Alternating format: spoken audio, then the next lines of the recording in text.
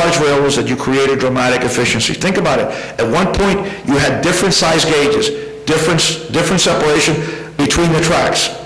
And you would have to literally transfer cargo from one railroad to the other. Today, you transfer cars across the country. Faster, more efficient, better quality. And the last thing is, no one's in charge. Really, no one is in charge. The government's not in charge. The HMOs are not in charge. The doctors, sadly, are the least in charge of the system. So we need to change that. So eventually, it's going to have to be the customer that's going to be in charge. By the way, customer, not patient. They are a customer to the industry. They are a user.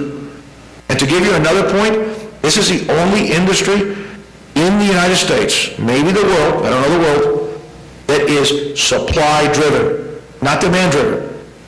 Government reports show that the more MRIs there are in a community, the more MRIs per 1,000 are made.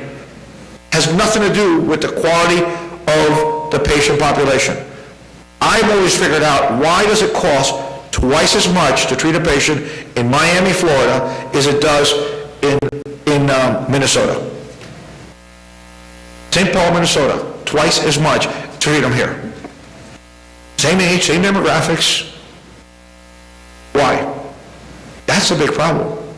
That's some of the things that we need to find out. There are three players in the industry: providers, HMOs, payers, governments, whatever it is, who the payer is, and the hospitals. These three organizations do not communicate. The opportunity is to use technology to help them communicate more effectively and efficiently. It has to happen. I'm going to tell you right now, it will happen. Because our generation is going to demand it. So you're going to see us go from the equivalent of the passbook account, doctor sitting with a bunch of files in his office, to online systems. Without doubt and without question. It's going to happen. We think it's going to be a new model with three dynamics. One is we're going to have to empower the patients.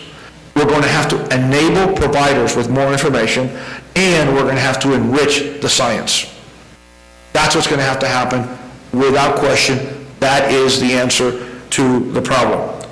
The sicker the patient is, the more money is not going to be put into the system, the better treatment he is going to have. We're not going to have doctors do basically a hit and miss. What's needed, what does a patient need to have? Because he doesn't have all the information. You walk into an office to a doctor and you ask him, what medicines are you on? What was the last time you saw a doctor? You don't have that data. You do not have it. We do not have it. We need to empower the system to do that. Technology has to be the change. This is probably the slide that I hope you go away with, that's most important. Look at how much healthcare spends in IT relative materially every other industry in the United States.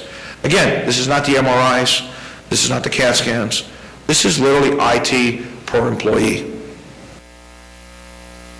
When was the last time you walked into a business? I mean, you go in and get your oil change today, and they're giving you on a computer, when was the last time you got your oil change? When was the last time you got your transmission change? Technology driven. My mechanic knows more about my car than my doctor does. That's a shame. This has to change, especially for an industry that is that large and that powerful. The opportunities are huge, without question. We need to provide leadership in an industry. We need to challenge the industry by using technology and solutions. Drugs are incredibly important, without question. But two things. One is we need to get those drugs to market faster. We need to monitor them more effectively.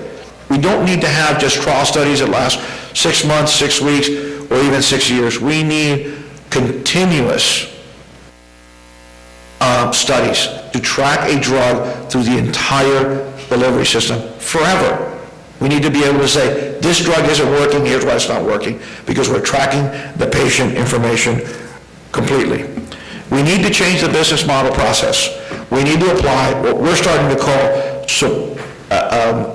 versus supply chain management, service chain management. That's why I love this business, because I was able to apply some of that. It has to be patient-centric, patient-driven, and we have to come up with a TQM of the healthcare delivery system so that we can monitor it. We can't say this quality is better than that quality. The system is going to fight it, but that's the only way, and we have to drive by technology. I can tell you that next week we're going to announce, and we've recently announced that we have created 11 business process patents in healthcare. The patents have actually been filed. We expect to do a lot more.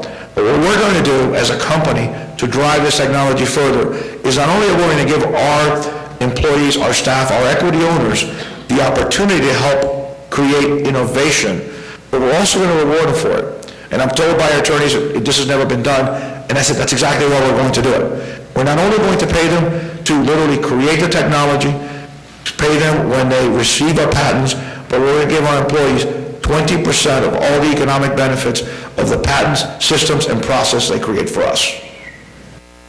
So we're putting literally our money where our mouth is because we want to drive this business by innovation. And I challenge all of you to think of how you either are going to participate in this revolution and miss really the biggest opportunity of this generation. Thank you.